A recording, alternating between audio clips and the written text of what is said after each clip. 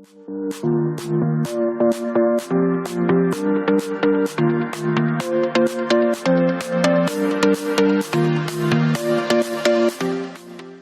morning, dear students. How are you doing all? Due to this COVID-19 and pandemic diseases, we are unable to meet you. So here I am through this online classes. Well, as you know, this year's syllabus goes on like this. It's all about Indian history. As a matter of fact, your syllabus is actually classified into 3 divisions. And they are, first of all, is prehistoric part and its introduction. Second one would be about the ancient history of India. Second, going further is about the medieval times. And then we come about with modern period of India. Now, how are these 3 things are divided? Now, beginning with the introduction part, we'll be dealing with India and what are the physical features and the impact of our nation and our history from the past till the modern times. And then we'll further go with the Stone Age period, where we also come across with the Metal Ages. So this would be your second chapter. And the third one will be about Indus Valley Civilization. Now, how this civilization had come into existence, that is what we're going to deal with. And of course, with the decline of the Indus Valley Civilization, the further topic is about Vedic period. And I don't want to waste more time on this, elaborating on what are all there inside the topic. As we unfold the classes in the coming days, definitely you will have a wonderful time reading all those things. Well, dear guys, this is actually the syllabus for the year 2020-21. As I just mentioned a few minutes back, you are going to have the introduction. In that particular part, we're going to deal with what are the names of this country called India, or the so-called Bharat. Then we come across with the physical features of our nation, special features of our country, and we do have another interesting part called as the sources. Probably last year you had studied the sources, but in this year it is all about the Indian history and about the references on archaeological factors, literary factors, everything dealing with our own country called as India. As we go further, as I've already stated here, another topic from this syllabus is going to be from prehistoric period. If you have observed one thing, I have not mentioned any dates for the above said ones, because it's quite difficult to estimate the date. Prehistoric period, actually we don't find any kind of a date indeed. But the archaeologists have given us and they have suggested a very approximate date. We don't have an accurate date. Stone Ages, when it had existed, probably some 1,000 years ago. Some 10,000 years ago, this Stone Ages had existed, but we don't have an accurate date to deal with this part. And so is the case with the Metal Ages. So that's the reason why I have not mentioned any dates in that particular part. And another significant topic that we are going to study is all about Indus Valley Civilization. One of the ancient civilizations of India, and probably the history started from here, we could say. There is a controversy regarding the date. Different historians have got different dates, so we cannot come to a conclusion when exactly this civilization had started. So there are references of dates in this list. Well, Indus Valley Civilization, or the so-called Harappan culture, as I mentioned earlier, there has been different opinions of dates, but still approximately the date has been observed as 3250 BCE. Well, if you ask me whether it is a right date, it's again given by many historians. So we have to agree with that date probably. But from your exam point of view, we don't ask any questions on the date. But we are definitely going to ask about some of the special features of Indus Valley Civilization. Going further with another significant part is the ancient period of India. Once again, it dates back to 2000 years ago. And as you can see here, Indus Valley Civilization had a downfall because of the coming of Aryans. And from there onwards, a new chapter was created in the history of our own country. And with the coming of the Aryans, we could say that Vedic civilization had started. And it is once again classified into 2 divisions. One is early Vedic period and the later Vedic period. In this chapter, you're going to study about what are the contributions of Vedas, the Rishis, with their elaborate studies on our concept of mankind. You name it, we have it. So, Vedic civilization is one of the significant part from your exam point of view and also to understand our own country called India. Further going with different other significant events. Say, for example, the rise of two great religions. If you ask me which are those two religions that had existed in the 6th century BCE, Jainism and Buddhism. Jainism has been the oldest religion in India, much beyond this Buddhism. But with the coming of these two religions, there had been a great turning point in the history of our country. Mahavira and Gautama Buddha, the two prominent people who had contributed to the different religions respectively, which you are going to study, once again important from your exam point of view. And let me just break it up here. Whatever syllabus, whatever topics that you are going to study, this year's syllabus is meant for your any kind of competitive exams that you undertake. So all these topics are very much significant, not only from your second PUC point of exams, but even from your competitive exams. Most of the students who are ready and willing to take up in coming days. So it's keeping that in mind, I've just made all these things, and the prescribed syllabus is meant for you with that view. With the religious part, with the two great religions, next we go about with another important dynasty that is called as Mauryans. Talking about the Mauryans, one of the oldest and first empire in India. The first empire in India. When I'm stressing on this, it means that it holds a lot of significance. Political scenario had totally changed from this part. Till then, how was the political scenario was entirely different. With the coming of the Mauryans, they became the pillars of our country, and they also contributed elaborately for the development of political conditions, economic conditions, and social, religion, etc. We do have some of the significant rulers under this dynasty. And the first emperor of India, it wouldn't be wrong to say that Chandragupta Maurya, which you are going to study in coming days. Chandragupta Maurya and his achievements. And if Chandragupta Maurya was successful in establishing this great empire, it was all due to the wisdom and very spining efforts of Kautilya, or so-called Chanakya. Next important factor, or the next important emperor of this dynasty was Ashoka. As you all know that one of the greatest ruler in the history of ancient India, an all-time emperor, will not be wrong to say that. So Ashoka and his contribution towards religion, towards political conditions, it's just amazing. So followed with the Ashoka and his contribution, we'll again deal with another very tiny dynasty called as Shatavahanas. Well, the Shatavahanas had contributed enormously towards our culture as well as a political scenario.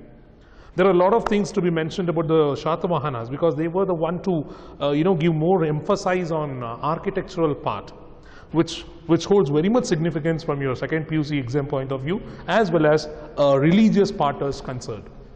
Shatavahanas, they had a very short instant rule in India, and followed by them, there was another glorious empire that was called as Guptas. They were also called as an imperial age, or they contributed for the flourishment of golden age. They ruled for nearly 300 years. Great changes occurred during this period in terms of political condition, economic, social, religious, and of course, literature. We had n number of luminaries who were decorated with the writings. Of course, we cannot forget one of the glorious Shakespeare of India, who is none other but Kalidasa. Yes, he lived in the times of Guptas. So that topic holds more significance regarding the contributions as well as few political rulers. If you consider with the political part, you can also come across with a greatest ruler of India by name called as Samudragupta. When I am talking about Samudragupta, do not add up with the Mauryans here, because you find this particular ruler as one of the Indian Napoleon. He was called as Indian Napoleon. There was another ruler called as Chandragupta II, who was also been titled as Chandragupta Vikramaditya II. And these two particular rulers had enhanced the prestige of Guptas. Flourishing again, after them, we do have another significant dynasty in India called as the Cholas. Precisely, they come from South India, but they had held a very long period in the history of our South India. They ruled in three different phases, but indeed, they came up somewhere in the 200 BCE. As you can see here, it has been an elaborate date which we can find out here. Started from 200 BCE, ended up somewhere in the 500 BCE. But the later Cholas also had ruled over the south, not with much significance, but their stay was very much important.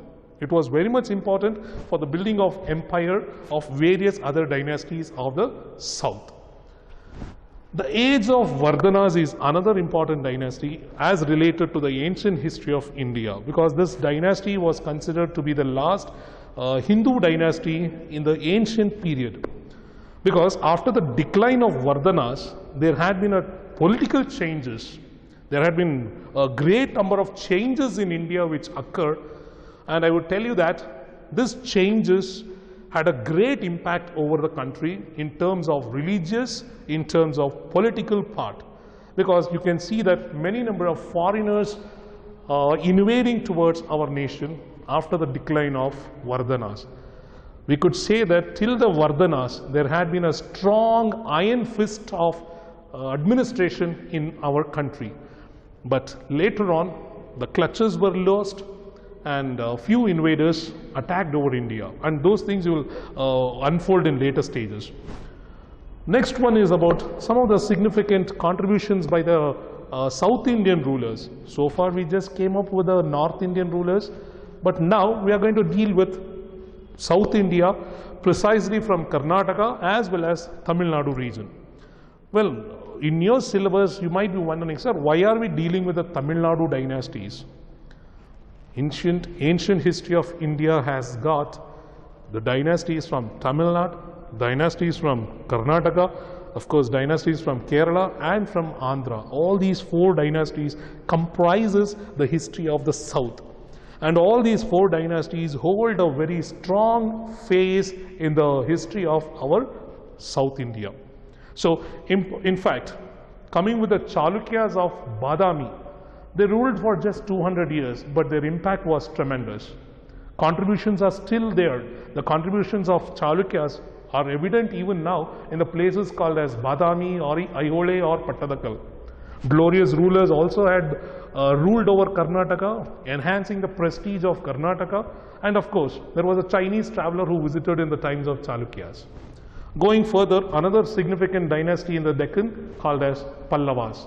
Their rule was somewhere between 275 Common Era and ruled up to 895 Common Era, one of the longest regime in the south. But not in a regular part, bit by bit they had to rule. Further, we do have another significant dynasty called as Rashtrakutas. They had a very short rule. Even they had a very short rule up to 8th to 10th centuries. But glorious rulers had their sway not only in the south, even into the north. And later Chalukyas and Hoysalas, we do come across with a later part.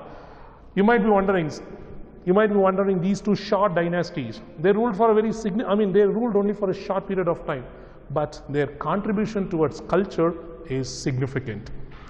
We could see that temples in Karnataka, temples in northern part of Karnataka and the southern part of Karnataka are all been contributions of these two dynasties.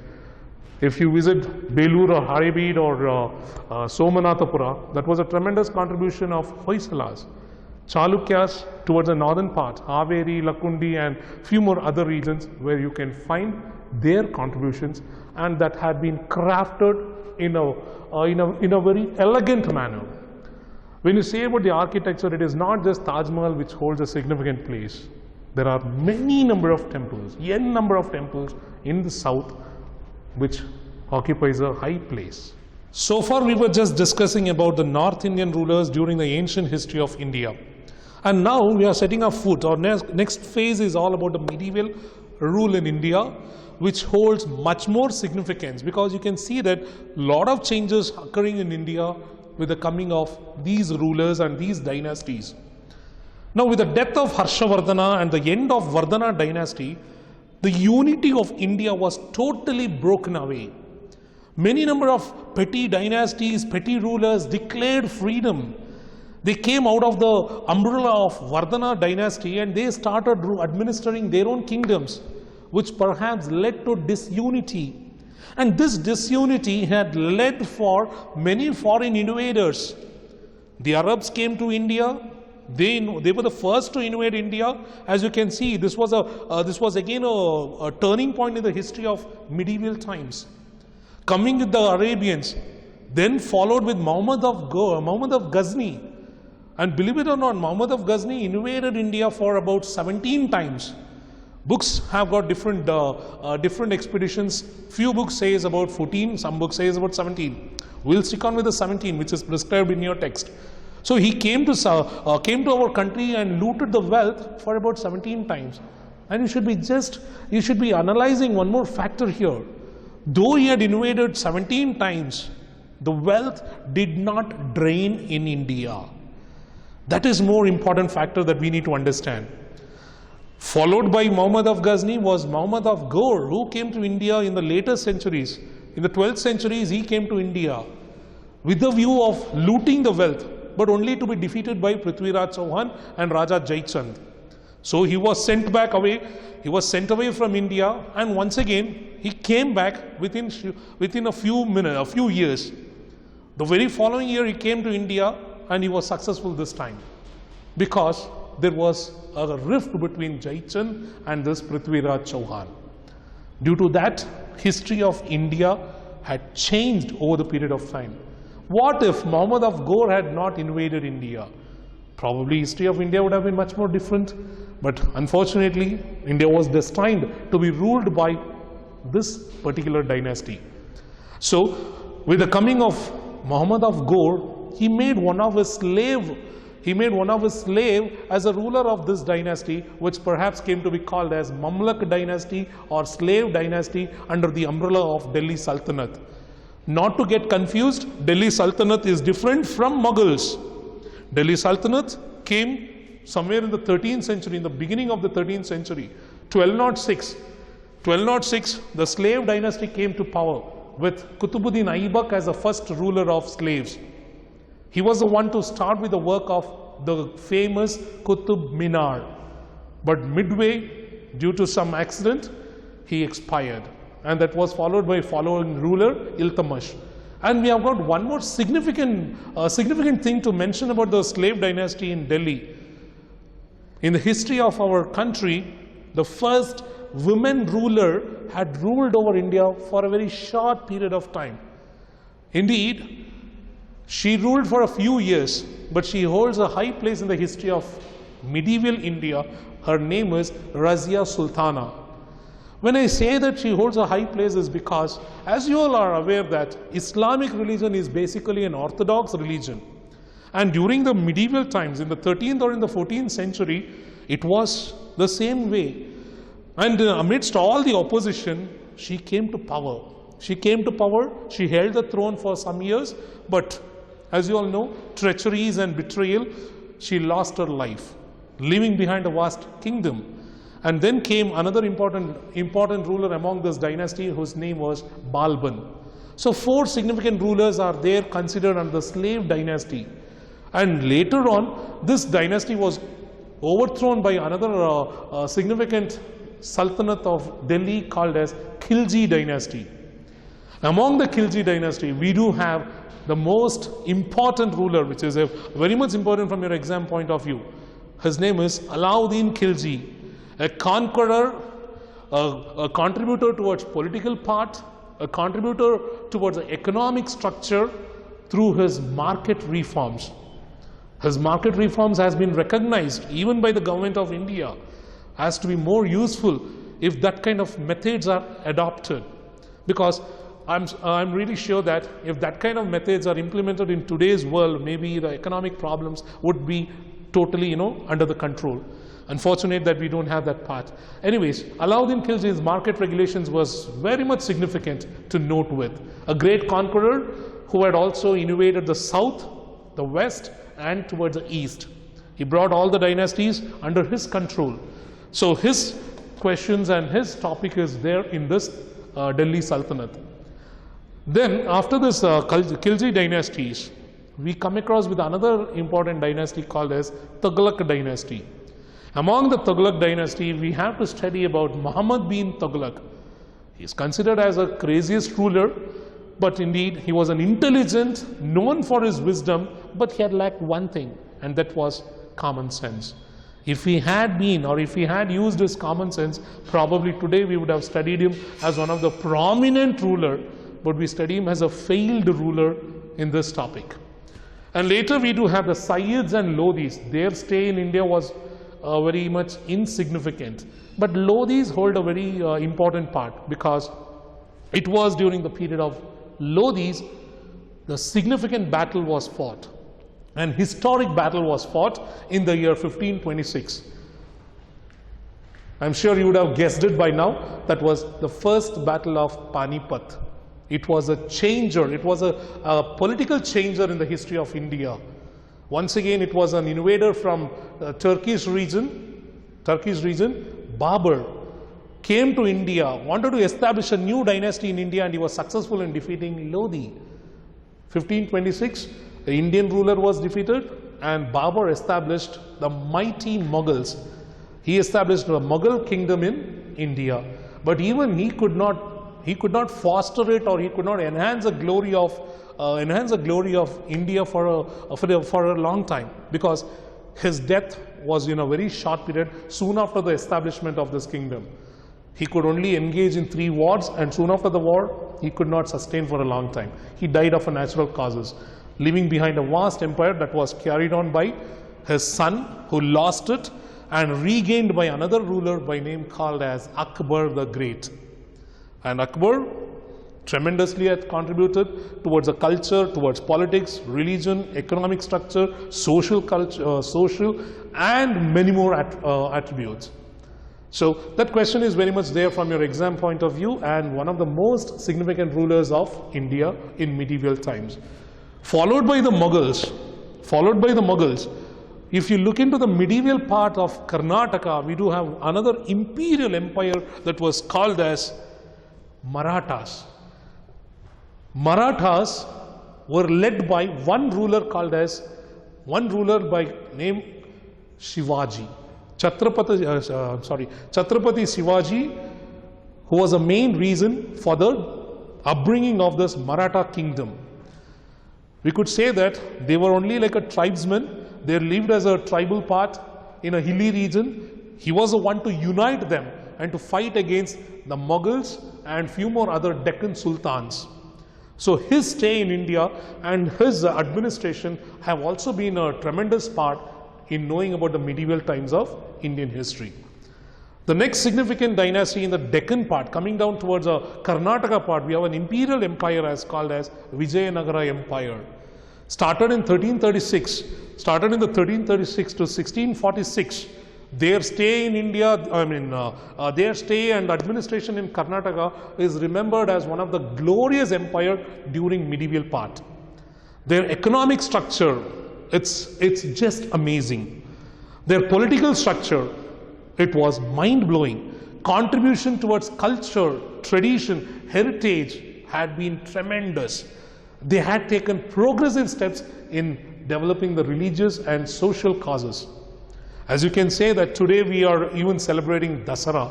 The Mysore is known for Dasara festivities, but it has been followed from Vijayanagara dynasty.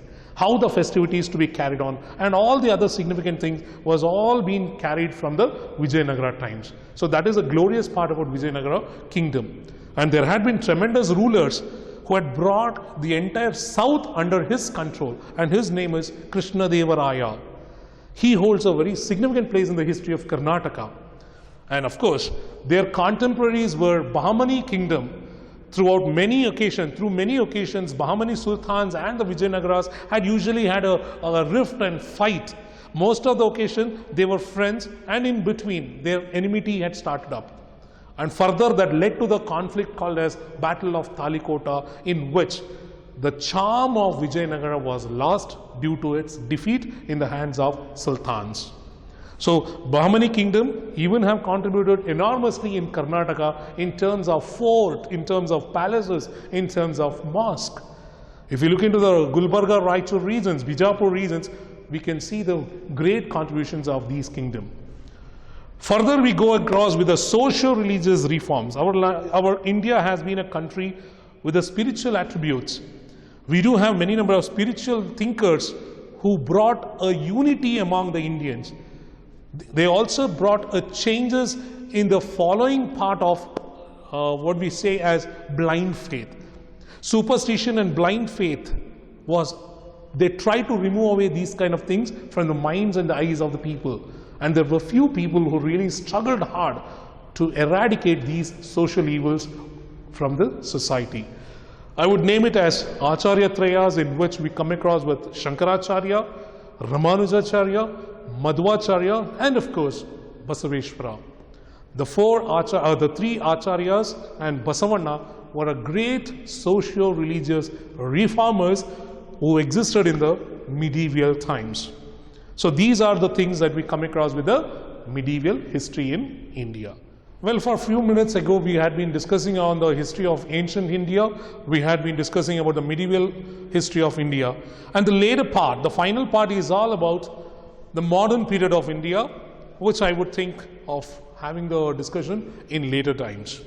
So if you have any queries, if you have any kind of doubts in the history of ancient or medieval or whatever it is, you can just mail it to me on this college ID. So thank you. I hope that this could be more helpful to you. And if any kind of an explanation is required, you can just send me an email at l_sujindran@yahoo.co.in. So we'll meet for the next time. Thank you. Stay home, stay safe.